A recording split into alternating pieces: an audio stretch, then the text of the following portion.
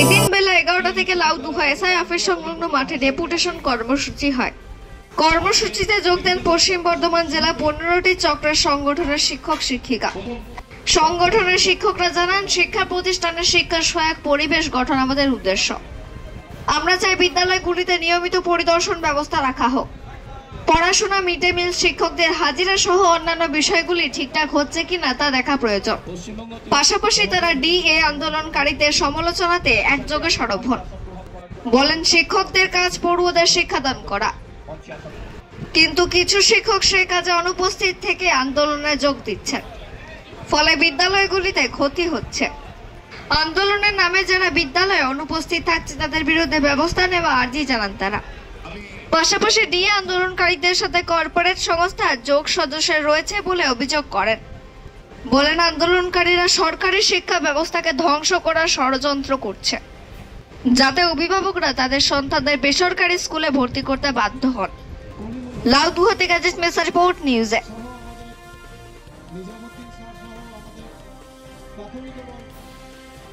মাধ্যমিক শিক্ষক সমিতির নেতৃত্ববৃন্দ ও আমাদের পশ্চিম বর্ধমান জেলা করে আজকের ডেপুটেশন কর্মসূচিতে অংশগ্রহণ করেছেন প্রত্যেককেই কৃতজ্ঞতা, স্বাগত এবং ধন্যবাদ জানাই।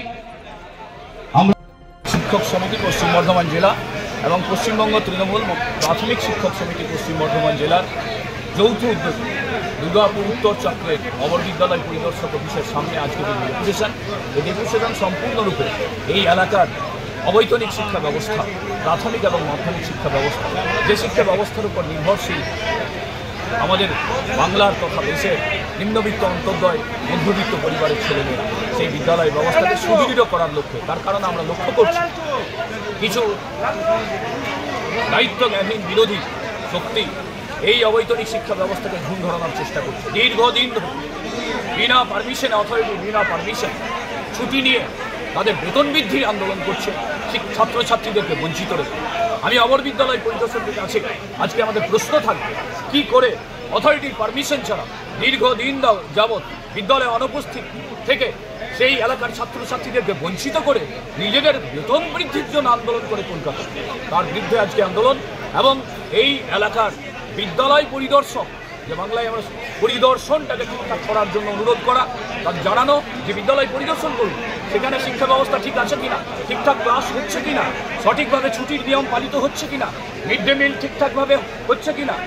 এই শিক্ষা ব্যবস্থাটাকে সুদৃঢ় যদি করতে না পারি, যারা এই ভারতবর্ষের 70% মানুষ, যে শিক্ষা ব্যবস্থার উপর নির্ভর করে দেশের স্বপ্ন দেখে, নিজেদের ভবিষ্যৎ গড়ার স্বপ্ন দেখে, সুনাগরিক হওয়ার স্বপ্ন দেখে সেই ব্যবস্থা ভেঙে ফেলার একটা চক্রান্ত তৈরি হয়েছে। এবং এদের সঙ্গে কর্পোরেট যোগাযোগ নিশ্চিত, কারণ ওরা জানে এই অবৈতনিক শিক্ষা ব্যবস্থাকে যদি ভেঙে দিতে পারি, তাহলে প্রাইভেট যে বিদ্যালয়, সেই বিদ্যালয়গুলো গড়ে উঠবে এবং এদের কর্পোরেট সংযোগ কিন্তু নিশ্চিত।